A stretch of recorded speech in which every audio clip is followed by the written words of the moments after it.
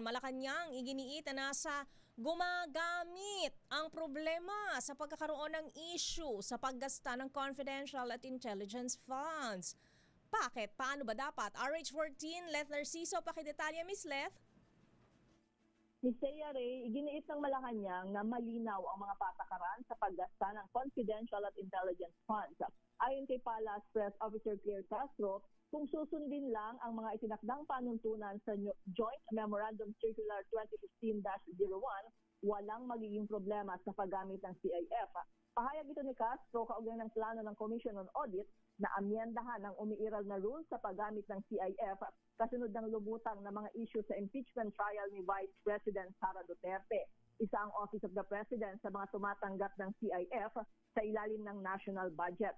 Binigyang diin ni Castro na nakasalalay sa taong gumagamit ang wastong paggastos ng pondo. Kung tapataan niya ay walang magiging problema dahil magagawang panindigan, bigyang katwiran at ideklara ng tama ang paggastos. Pero kung sadyang may balak na manloko at gumawa ng anomalya, ay dito nagagawang mapaikutan ang rules.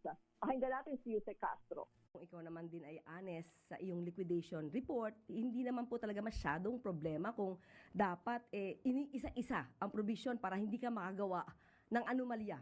So nasa tao po minsan eh. Kapag ka talaga ikaw nag-iisip na gumawa ng anomalya, iikutan mo ang batas at rules. Si Palace Press Officer Claire Castro. Ito si Leth Narciso para sa DZRH. Una sa Pilipinas, una sa Pilipinas.